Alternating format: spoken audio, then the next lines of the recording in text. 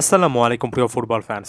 কলম্বিয়ার বিপক্ষে একটা জিনিস একেবারে স্পষ্টত প্রমাণিত হয়েছে, ডিফেন্সে এখনও আর্জেন্টিনার বেশ কিছু কাজ বাকি। এখনও প্রতিপক্ষ যখন লাগাতারভাবে হাই প্রেস করে এবং প্রতিপক্ষে যখন একজন হামেস রদ্রিগেজ টাইপের নাম্বার 10 এবং লুইস ডিয়াস টাইপের লেফট উইঙ্গার থাকেন, তখন আর্জেন্টিনার এই ডিফেন্সটাকে ভাঙাটা খুব কঠিন ব্যাপার নয়। আমরা কয়েকটা ক্লিপের মাধ্যমে সেই জিনিসটা দেখাবো।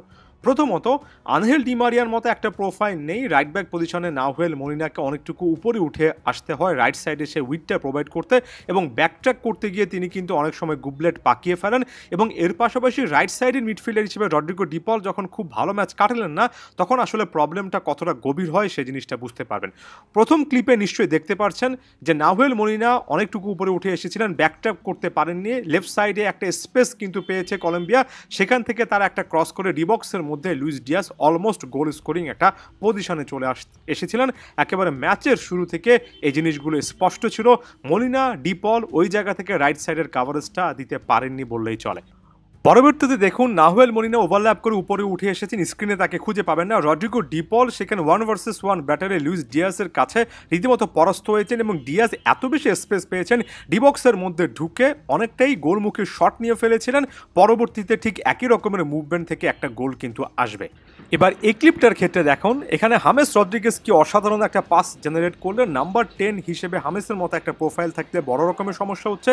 এখানে তিনি ডিবক্সের মধ্যে যে পাসটা দিয়েছেন এর আগে 1-2-1 খেলে সতীর্থের সঙ্গে, সেখানে নাহুয়েল মলিনা রদ্রিগো ডিপল একেবারে ব্ল্যাঙ্ক ছিলেন, তাদের পেছন দিয়ে একজন প্লেয়ার কিন্তু একটা রান মেক করেছেন।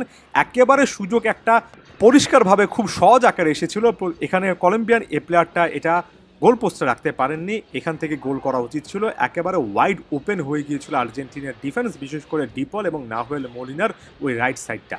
এবার সে গোলের ক্লিপ, অনেক হাই অন দ্য পিচ, এখানে রদ্রিগো ডিপল বলটা লুজ করেছিলেন, এখানে ডিয়াস এত বেশি স্পেস পেয়েছেন। ওয়ান্স এগেন নাহুয়েল মলিনাকে আপনি দৃশ্যপটে দেখতে পারবেন না। পরবর্তীতে এসে তিনি হয়তোবা থামানোর চেষ্টা করেছেন। ক্রিস্টিয়ান রোমেরো যথেষ্ট ক্যাজুয়াল ডিফেন্ডিং করেছেন এবং পরবর্তীতে মলিনা পা বাড়িয়ে একটু চেষ্টা করেছেন, আরও একাধিক প্লেয়ার চেষ্টা করেছেন, তবে রাইট সাইডে এত বেশি space.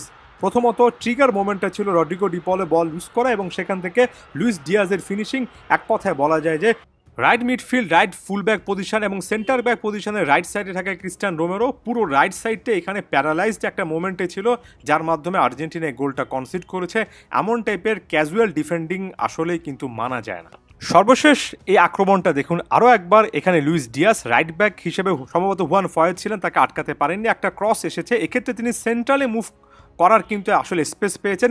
Central defensive মিডফিল্ডের destroyer mentality সেটা কিন্তু আর্জেন্টিনা দেখাতে পারছে না, এমনকি পারাদেস থাকলেও দেখাতে পারছে না। এখান থেকে যেভাবে তিনি ইনসাইড মুভমেন্ট করেছেন এবং সেখান থেকে অলমোস্ট একটা গোল কিন্তু আর্জেন্টিনা পেয়ে যাচ্ছিল, যদি কলম্বিয়ান সে প্লেয়ারটা হেডটা জায়গা মতো রাখতে পারতেন।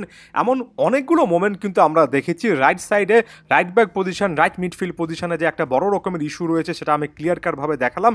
এর পাশাপাশি হামেস রদ্রিগেজের সে দুর্দান্ত পাস, অর্থাৎ নাম্বার 10 পজিশন, এবং পুরো ম্যাচ জুড়ে এই ক্লিপগুলো জুড়ে লুইস ডিয়াস একজন লেফট উইঙ্গার কী পরিমাণ ড্যামেজ তৈরি করতে পারেন সে জিনিসটাও কিন্তু ক্লিয়ার কাটভাবে বোঝালাম। আশা করছি এমন টাইপের ক্লিপের মাধ্যমে আপনারা বুঝতে পেরেছেন এবং স্কালোনিকে খুবই গুরুত্বপূর্ণভাবে খুবই আর্লি ডিসিশন নিতে হবে। এমন টাইপের ভুলগুলো যদি আর্জেন্টিনা করতে থাকে তাহলে এই ডিফেন্সটাকে আসলে সবচেয়ে সেরা ডিফেন্স বলার মতো আর কোনো রকমের স্কোপ থাকবে না। এবং বিশ্বকাপ যত সামনে আসবে, প্রতিপক্ষ দলগুলো আরও যখন অ্যানালাইজ করবে, তখন ক্লিয়ার কাট এই যে আসলে উইক লিঙ্কগুলো সেটা প্রকাশিত হবে এবং 26 বিশ্বকাপের জন্য এটা আসলে একটা নেগেটিভ পয়েন্ট হতে পারে।